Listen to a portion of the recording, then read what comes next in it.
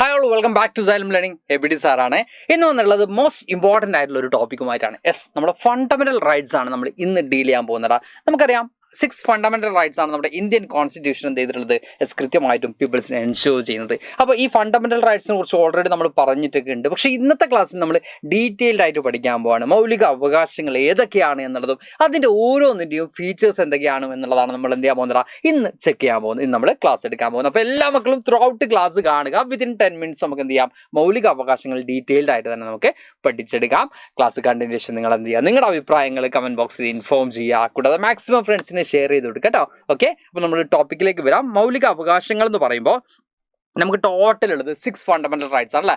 Right to equality, right to freedom, right against exploitation, right to freedom of religion, cultural and educational right. Then the last one is right to constitutional remedies. These are the 6 fundamental rights ensured by the Indian Constitution. അല്ലേ, Indian ഭരണഘടന ഉറപ്പുവരുത്തുന്ന 6 മൗലിക അവകാശങ്ങൾ എന്ന് പറയുന്നത് ഇതൊക്കെ തന്നെയാണ്.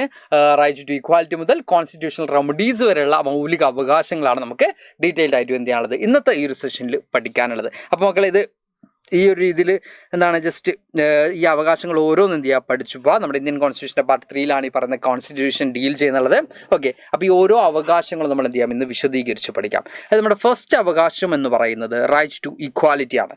Right to equality വരുന്നത് സമത്വത്തിനുള്ള അവകാശം നമുക്ക് കാണാൻ പറ്റുന്നത് ആർട്ടിക്കിൾ 14 മുതൽ 18 വരെയുള്ള ഭാഗത്താണ് എന്ത് വരുന്നത്, സമത്വത്തിനുള്ള അവകാശം അല്ലെങ്കിൽ റൈറ്റ് ടു ഇക്വാലിറ്റി എന്ന് പറയുന്ന ഭാഗം വരുന്നത്. നിങ്ങൾക്ക് എല്ലാവർക്കും അറിയാം, all are equal before the law എന്നുള്ളതാണ് ഏറ്റവും പ്രധാനപ്പെട്ട കാര്യം. നമ്മളെല്ലാവരും, ഇന്ത്യയിലെ എല്ലാ ആളുകളും നിയമത്തിന് മുമ്പിൽ തുല്യരാണ് എന്നുള്ളതാണ് one of the most important ആയിട്ടുള്ള കാര്യം എന്ന് പറയുന്നത്. അപ്പോൾ ഇവിടെ നമ്മൾ പറയുന്നുണ്ട്, it is a basic principle of Indian constitution. This right includes the following things. നമ്മൾ ഈ ഏറ്റവും എന്താ പറയുക, ബേസിക് പ്രിൻസിപ്പിളാണ് ഇന്ത്യൻ കോൺസ്റ്റിറ്റ്യൂഷൻ. ഏറ്റവും പ്രധാനപ്പെട്ട അടിസ്ഥാനപരമായിട്ടുള്ള കാര്യങ്ങളാണ് ഈ അവകാശങ്ങളിൽ വരുന്നത്.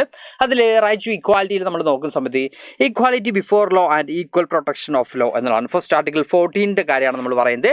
എല്ലാവരും ബിഫോർ ലോ ഈക്വൽ ആണ്, നിയമത്തിന് മുമ്പിൽ എല്ലാവരും തുല്യരാണ്ട.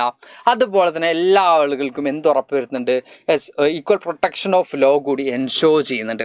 Equality before law is borrowed from the British constitution. The concept equal protection of law is borrowed from the American constitution. ഇവിടെ നമുക്ക് കാണാൻ പറ്റും, ഈക്വാലിറ്റി ബിഫോർ ലോ എന്ന് പറയുന്ന കോൺസെപ്റ്റ് ബ്രിട്ടീഷ് കോൺസ്റ്റിറ്റ്യൂഷനും അതുപോലെ തന്നെ ഈക്വൽ പ്രൊട്ടക്ഷൻ ഓഫ് ലോ എന്നുള്ള കോൺസെപ്റ്റ് അമേരിക്കൻ കോൺസ്റ്റിറ്റ്യൂഷൻ എന്നാണ് നമ്മൾ അഡോപ്റ്റ് ചെയ്തിട്ടുള്ളത്. One of the most important ആയിട്ടുള്ള കാര്യം എന്ന് പറയുന്നത്, നമ്മുടെ ഇന്ത്യൻ ഭരണഘടനയിൽ പല കാര്യങ്ങളും, പല വകുപ്പുകളാവട്ടെ അല്ലെങ്കിൽ പല ഏരിയാസ് ആവട്ടെ, പല കോൺസ്റ്റിറ്റ്യൂഷൻ നമ്മൾ ബൊറോ ചെയ്തിട്ടുണ്ട്. അത് നമ്മുടെ ഇന്ത്യൻ സാഹചര്യത്തിന് അനുയോജ്യമായ രീതിയിൽ ഇന്ത്യൻ ഭരണഘടനയിൽ എന്ത് ചെയ്തിട്ടുണ്ട്, കൂട്ടിച്ചേർത്തിട്ടുണ്ട്. ഓക്കെ, നമ്മളിപ്പോൾ ഒരു കോൺസ്റ്റിറ്റ്യൂഷൻ ചില കോൺസെപ്റ്റ് എടുക്കുമ്പോൾ, കടം കൊള്ളുമ്പോൾ അത് നമ്മുടെ സോഷ്യൽ സിറ്റുവേഷനും നമ്മുടെ ഈ പറയുന്ന സൊസൈറ്റിക്കും ആക്സെപ്റ്റബിൾ ആവുന്ന രീതിയിൽ, അല്ലെങ്കിൽ ഈ പറയുന്ന പോലെ തന്നെ എല്ലാ പീപ്പിൾസിനും അക്കോമഡേറ്റ് ചെയ്യാൻ പറ്റുന്ന രീതിയിലേക്ക് എന്ത് ചെയ്തിട്ടുണ്ട്, അതിന് ചേഞ്ചസ് കൊണ്ടുവന്നിട്ടാണ് ഇന്ത്യൻ ഭരണഘടനയിൽ ഉൾപ്പെടുത്തിയിട്ടുള്ളത് നമുക്ക് കാണാൻ പറ്റും. Then protection from discrimination, article 15 ആണ് ഈ പറയുന്നത്. ഡിഫറെൻറ്റ് കൈൻഡ് ഓഫ് ഡിസ്ക്രിമിനേഷൻ നമ്മുടെ ഇന്ത്യൻ സൊസൈറ്റിയിൽ ഉണ്ടായിരുന്നു അല്ലേ, based on caste, based on gender, based on colour, ഇങ്ങനെ ഡിഫറെൻറ്റ് കൈൻഡ് ഓഫ് ഡിസ്ക്രിമിനേഷൻ, വേർതിരിവുകൾ ഉണ്ടായിരുന്നു. അപ്പോൾ ഇതിൽ നിന്നൊക്കെ പ്രൊട്ടക്റ്റ് ചെയ്യുക. ഓൾ ആർ ഈക്വൽ എന്ന് പറയുമ്പോൾ ഒരു കൈൻഡ് ഓഫ് ഡിസ്ക്രിമിനേഷനും ആവശ്യമില്ല, പാടില്ല. അപ്പോൾ ഡിസ്ക്രിമിനേഷനൊക്കെ പ്രൊട്ടക്റ്റ് ചെയ്യുന്ന, ഡിസ്ക്രിമിനേഷൻ അഗെയിൻസ്റ്റ് ആയിട്ടുള്ള ഒരു ആക്റ്റാണ് നമ്മൾ ഈ പറഞ്ഞ ആർട്ടിക്കിൾ 15 വരുന്നത്. Then equality of opportunity, article 16 പറയുന്നത് ഈക്വാലിറ്റി ഓഫ് ഓപ്പർച്യൂണിറ്റി ആണ്. അതായത് എല്ലാ ആളുകൾക്കും അവസര സമത്വം കൊടുക്കുക എന്നുള്ളതാണ്. ഇപ്പോൾ നമ്മൾ ഈക്വാലിറ്റി എൻഷുർ ചെയ്യാന്ന് പറയുമ്പോൾ എല്ലാവരും ഈക്വൽ ആയിട്ട് ഓപ്പർച്യൂണിറ്റീസ് പ്രൊവൈഡ് ചെയ്യാതെ സെർട്ടൈൻ ഗ്രൂപ്പിന് മാത്രം ഓപ്പർച്യൂണിറ്റീസ് പ്രൊവൈഡ് ചെയ്യുകയാണെങ്കിൽ അവിടെ നമുക്ക് എന്ത് പറയാൻ പറ്റൂല, സമത്വമാണെന്ന് പറയാൻ പറ്റൂടാ, ഇല്ല. അപ്പോൾ ഈക്വൽ ഓപ്പർച്യൂണിറ്റീസ് കൊടുത്തുകൊണ്ട് അതിലേറ്റവും എന്താ പറയുക, ചില ആളുകൾ ട്രൈ ചെയ്യുന്നു, ചില ആളുകൾ പരാജയപ്പെട്ടു പോകുന്നു, ചില ആളുകൾ നേടിയെടുക്കുന്നു, അതൊക്കെ ഡിപ്പെൻഡ്സ് ആണ്. പക്ഷേ ഈക്വൽ ഓപ്പർച്യൂണിറ്റീസ് എന്ത് ചെയ്യുന്നുണ്ട്, എല്ലാ ആളുകൾക്കും പ്രൊവൈഡ് ചെയ്യുന്നുണ്ട് എന്നുള്ളത് കൃത്യമായിട്ട് നമുക്ക് കാണാൻ പറ്റും. ദെൻ ഇറാഡിക്കേഷൻ ഓഫ് അൺടച്ചബിലിറ്റി, നമ്മുടെ നാട്ടിലുണ്ടായിട്ടുള്ള ഒരു പ്രവണതയാണല്ലോ തൊട്ടുകൂടായ്മ, തീണ്ടിക്കൂടായ്മ എന്നൊക്കെയുള്ള എന്താ പറയുക കൺസെപ്റ്റൊക്കെ നമ്മുടെ നാട്ടിലുണ്ടായിരുന്നു. ഇതൊക്കെ ഇറാഡിക്കേറ്റ് ചെയ്തുകൊണ്ട് ഇതൊക്കെ എടുത്തു കളയുന്നതാണ് ആർട്ടിക്കിൾ 17 നമുക്ക് കാണാൻ പറ്റും. ദെൻ അബോളിഷൻ ഓഫ് ടൈറ്റിൽസ്, പല സ്ഥാനപ്പേരുകൾ, പല പദവികൾ, ഇങ്ങനെയുള്ള കാര്യങ്ങളൊക്കെ ഉണ്ടായിരുന്നു. അപ്പോൾ അങ്ങനെയൊന്നുമില്ല, എല്ലാവരും സിറ്റിസൺസ് ആണ് എന്നൊരു കോൺസെപ്റ്റാണ് ഈ പറയുന്ന അബോളിഷൻ ഓഫ് ടൈറ്റിൽസ് കൊണ്ട് ഉദ്ദേശിക്കുന്നത്. ആർട്ടിക്കിൾ 18 ആണ് നമുക്ക് കാണാൻ പറ്റും. ഇത്രയാണ് നമുക്ക് എന്തിൽ വരുന്നതാ, ഈ പറയുന്ന റൈറ്റ് ടു ഇക്വാലിറ്റി അല്ലെങ്കിൽ സമത്വത്തിനുള്ള അവകാശത്തിൽ നമുക്ക് കാണാൻ പറ്റുന്നത്. നെക്സ്റ്റ് വൺ ആണ് റൈറ്റ് ടു ഫ്രീഡം വരുന്നത്. ആർട്ടിക്കിൾ 19 to 22 ആണ് റൈറ്റ് ടു ഫ്രീഡം വരുന്നത്. നമുക്കിവിടെ നോക്കാം.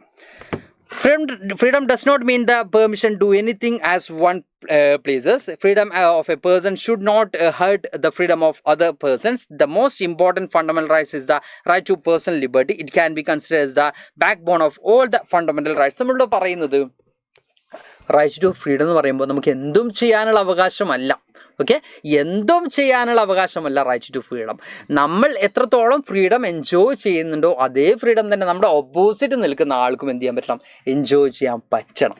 അതർവൈസ് നമ്മൾ ഇതിനെ എന്താ ഫ്രീഡം എന്ന് പറയാൻ പറ്റില്ല അല്ലേ. അപ്പോൾ അതാണ് ഇവിടെ ഉദ്ദേശിക്കുന്നത്. നമ്മൾ മറ്റുള്ളവരുടെ ഫ്രീഡത്തെ അല്ലെങ്കിൽ മറ്റുള്ളവരുടെ റൈറ്റ്സിനെ ഹേർട്ട് ചെയ്യാത്ത രീതിയിൽ, അതിനെ വയലേറ്റ് ചെയ്യാത്ത രീതിയിലായിരിക്കണം നമ്മുടെ ഫ്രീഡം നമ്മൾ എൻജോയ് ചെയ്യേണ്ടത്. സെർട്ടൈൻ കൺട്രോളും കാര്യങ്ങളൊക്കെ ഉണ്ടാവുമെന്നാണ് അതുകൊണ്ട് ഉദ്ദേശിക്കുന്നത്. ഓക്കെ, തന്നെ ഇവിടെ കൃത്യമായിട്ടും പറയുന്നുണ്ട് പേഴ്സണൽ ലിബർട്ടി അല്ലെങ്കിൽ വ്യക്തി സ്വാതന്ത്ര്യം എന്ന് പറയുന്നത് one of the most important ആയിട്ടുള്ള കാര്യമാണ് ഈ പറയുന്ന right to ഫ്രീഡത്തിൽ.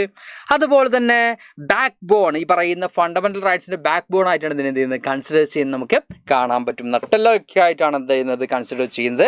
Then article 19 guarantee 6 type of freedom. Article 19 6 type of ഫ്രീഡമാണ് എന്ത് ചെയ്യുന്നത്, ഗ്യാരണ്ടി ചെയ്യുന്നത്. അത് ഏതൊക്കെയാണെന്ന് നമുക്ക് നോക്കണം.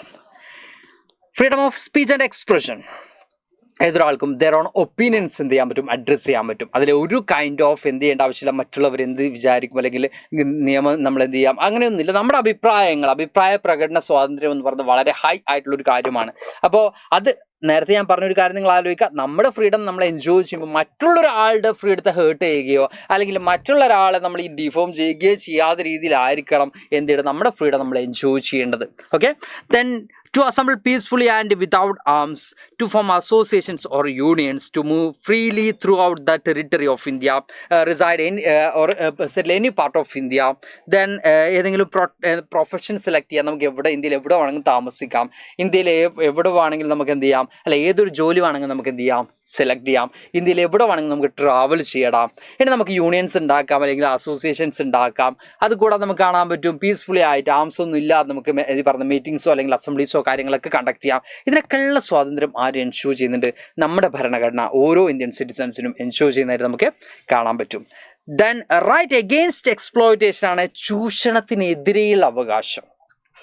ആർട്ടിക്കിൾ 23 മുതൽ 24 വരെയാണ് ചൂഷണത്തിനെതിരെയുള്ള അവകാശം. നമ്മുടെ നാട്ടിൽ പല കൈൻഡ് ഓഫ് എക്സ്പ്ലോയിറ്റേഷൻ എന്ത് ചെയ്യുന്നുണ്ട്, നിലനിൽക്കുന്നുണ്ട് അല്ലേ.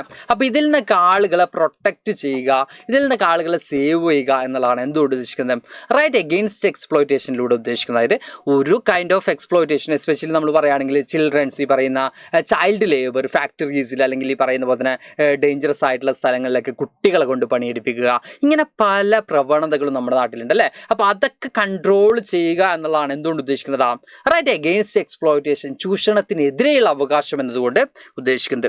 In India other provide different forms of exploitation like slavery, beggar or bonded labor and child labor. The constitution sees as a person exploiting another person as a criminal offense. അപ്പോൾ ഇന്ത്യയിൽ പല kind of എക്സ്പ്ലോയിറ്റേഷനും exist ചെയ്യുന്നതായിട്ട് നമുക്ക് കാണാൻ പറ്റും. മനുഷ്യ കച്ചവടം പോലുള്ള കാര്യങ്ങളൊക്കെ ഉണ്ടായിരുന്നു. അപ്പോൾ സ്ലേവറി പോലുള്ള അടിമത്തം പോലുള്ള പ്രവണതകളൊക്കെ ഉണ്ടായിരുന്നു.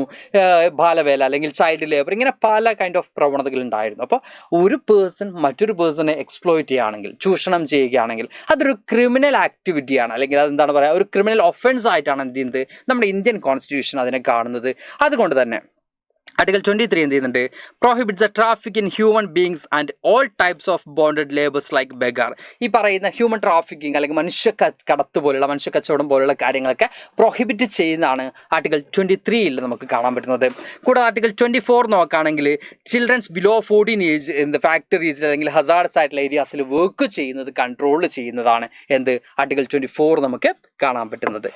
അടുത്ത വരുന്നതാണ് right to freedom of religion. Article 25 മുതൽ 28 വരെയുള്ള ഭാഗത്താണ് ഈ പറയുന്ന മതസ്വാതന്ത്ര്യത്തിനുള്ള അവകാശത്തെക്കുറിച്ച് പറയുന്നത്. അപ്പോൾ നമുക്ക് എല്ലാവർക്കും അറിയാം India is A secular country. അതുകൊണ്ട് തന്നെ ഇന്ത്യയിൽ ഈ പറയുന്നത് പോലെ തന്നെ എന്താണ്, ഒരു ഒഫീഷ്യൽ റിലീജിയൻ നമ്മുടെ ഇന്ത്യക്കില്ല എന്നുള്ളതും, കൂടാതെ എല്ലാ മതങ്ങൾക്കും ഈക്വൽ ഇമ്പോർട്ടൻസ് ആണ് എന്നുള്ളതും എല്ലാവർക്കും അറിയാം അല്ലേ. അപ്പോൾ അത് എൻഷുർ ചെയ്യുക എന്നുള്ളതാണ് right to freedom of religion എന്നതുകൊണ്ട് നമ്മൾ എന്ത് ചെയ്യുന്നത്, ഉദ്ദേശിക്കുന്നത്. ഇവിടെ നമുക്ക് കാണാൻ പറ്റും, it ensure the freedom of faith and permit to all citizens. It allows a persons to propagate any religion. എല്ലാ ആളുകൾക്കും ദെയർ ഓൺ റിലീജിയൻ എന്ത് ചെയ്യാൻ പറ്റും, പ്രൊഫസ് ചെയ്യാൻ പറ്റും, പ്രൊപ്പഗേറ്റ് ചെയ്യാൻ പറ്റും.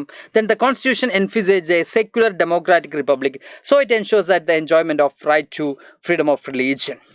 അപ്പോൾ നമ്മുടെ കോൺസ്റ്റിറ്റ്യൂഷൻ എന്താണ്? സെക്യുലറിസമാണ് മുമ്പോട്ട് വെക്കുന്നത്. അതുകൊണ്ട് തന്നെ എല്ലാ ആളുകൾക്കും ദെയർ ഓൺ റിലീജിയനിൽ ബിലീവ് ചെയ്യാനും വിശ്വസിക്കാതിരിക്കാനും എന്തുണ്ട്? ഒരേപോലെ തന്നെ അവകാശമുള്ളതായിട്ട് നമുക്ക് കാണാൻ പറ്റും. This freedom is given through article 25 from 25 to 28 ആണ് നമുക്ക് കാണാൻ പറ്റും. ഈ പറയുന്ന അവകാശങ്ങൾ വരുന്നത് ആർട്ടിക്കിൾ 25 മുതൽ 28 വരെയുള്ള ഭാഗത്താണ് നമുക്ക് കാണാൻ പറ്റൂടാ. അടുത്ത വരുന്നതാണ് cultural and educational right. Article 29 30 ഈ cultural and educational right deal ചെയ്യുന്നത് നമുക്ക് കാണാൻ പറ്റും. It is a fact that racial, religious, linguistic and cultural diversities exist in the Indian society. നമുക്ക് എല്ലാവർക്കും അറിയാം, India is a land of diversity. വൈവിധ്യങ്ങളുടെ ഒരു നാടാണ് നമ്മുടെ ഇന്ത്യ. ഓക്കെ, അതുകൊണ്ട് തന്നെ ഇവിടെ പല കൈൻഡ് ഓഫ് പീപ്പിൾസ് ഉണ്ട്, മൈനോറിറ്റി, മെജോറിറ്റി. അത് പല ബേസിലും മൈനോറിറ്റി, മെജോറിറ്റീസും കാര്യങ്ങളൊക്കെ ഉണ്ടടാ.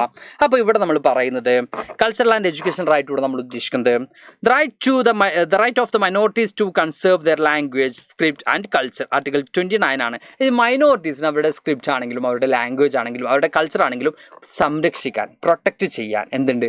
അവകാശമുണ്ട് എന്നുള്ളതാണ്. അതിൻ്റെ ഭാഗമായിട്ട് the right to establish and administer educational institution article 30 ആണ് വരുന്നത്. ഓക്കെ, അപ്പോൾ ഇതിൻ്റെ ഭാഗമായിട്ട് ആർട്ടിക്കിൾ 30 നമ്മൾ പറയുന്നത് ഏതൊരു ന്യൂനപക്ഷങ്ങൾക്കും ഏതൊരു മൈനോറിറ്റീസിനും their own educational institutions establish ചെയ്യാം, അവിടേതായിട്ടുള്ള കൾച്ചർ അവർക്ക് പ്രൊമോട്ട് ചെയ്യാം. ഇതൊക്കെയാണ് ആർട്ടിക്കിൾ 30 എന്ത് ചെയ്യുന്നത്? പ്രൊട്ടക്റ്റ് ചെയ്യുന്നത് നമുക്ക് കാണാൻ പറ്റും. Then the last one and one of the most important ആണ് റൈറ്റ് ടു കോൺസ്റ്റിറ്റ്യൂഷണൽ റെമഡീസ്, അല്ലെങ്കിൽ ഭരണഘടനാപരമായിട്ടുള്ള പരിഹാരങ്ങൾക്കുള്ള അവകാശം നമുക്ക് കാണാൻ പറ്റും. നമുക്ക് നോക്കാം. Doctor Ambedkar considers the rights as a heart and soul of the Indian constitution. Indian ഭരണഘടനയുടെ ഹൃദയവും ആത്മാവും എന്നാണ് chief architect of Indian constitution ആയിട്ടുള്ള ഡോക്ടർ BR അംബേദ്കർ എന്തിനാ പറഞ്ഞതാ? റൈറ്റ് ടു കോൺസ്റ്റിറ്റ്യൂഷണൽ റെമഡീസിന് പറഞ്ഞത്. അപ്പോൾ വളരെ വലിയ പ്രാധാന്യമുള്ള ഒരു അവകാശമാണ് നമുക്ക് കാണാൻ പറ്റും. അതായത് നമ്മൾ ഈ പറഞ്ഞ 5 അവകാശങ്ങളെയും സംരക്ഷിച്ച് നിർത്തുക എന്നുള്ളത് ആരുടെ ചുമതലയാണ്? ഈ 6ാമത്തെ അവകാശത്തിൻ്റെ ചുമതലയാണ്. The right to constitutional remedies ensures that the enjoyment of fundamental rights by all individuals.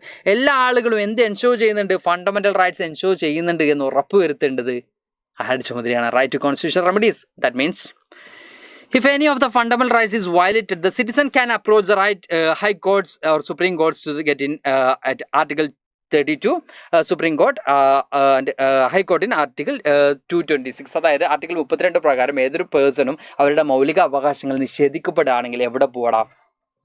Supreme കോർട്ടിൽ പോവാം. അത് തിരിച്ചു പിടിക്കണം. അതായത് നമ്മളിപ്പോൾ റൈറ്റ് ടു ഇക്വാലിറ്റി നിഷേധിക്കപ്പെട്ടു, നമ്മളെക്കാളും വേറൊരാൾക്ക് പ്രയോറിറ്റി കൊടുത്തു എന്ന് വിചാരിക്കുക, അല്ലെങ്കിൽ നമുക്ക് കിട്ടേണ്ടത് ഈക്വലായിട്ട് കിട്ടിയില്ല എന്ന് വിചാരിക്കടാ, അല്ലെങ്കിൽ നമുക്ക് ഫ്രീഡം കിട്ടിയില്ല എന്ന് വിചാരിക്കടാ. അപ്പോൾ നമുക്ക് എവിടെ പോവാടാ? സുപ്രീം കോർട്ടിന് പോവാം. അതാണ് ആർട്ടിക്കിൾ 32 പറയുന്നത്. ദെൻ ഹൈക്കോർട്ടിൽ നമുക്ക് അപ്രോച്ച് ചെയ്യാം. അതാണ് ആർട്ടിക്കിൾ 226 എന്ന് പറയുന്നത്.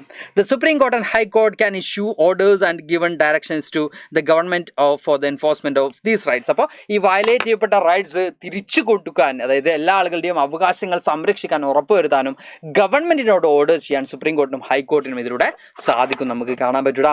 ഓക്കെ, അപ്പോൾ ഇത്രയുമാണ് നമ്മുടെ മൗലിക അവകാശങ്ങൾ. Right to equality, right to freedom, right against exploitation, right to freedom of religion, cultural and education right. Then the last one is right to constitutional remedies. ഈ 6 മൗലിക അവകാശങ്ങൾ മോസ്റ്റ് ഇമ്പോർട്ടൻ്റ് ആണ് ഫോർ യു എക്സാമിനേഷൻ. അതുകൊണ്ട് തന്നെ മക്കൾ എല്ലാവരും സെറ്റായിട്ട് അടിപൊളിയായിട്ട് എന്ത് ചെയ്യണം?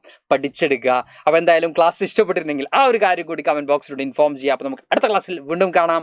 Thank you all. ബൈ.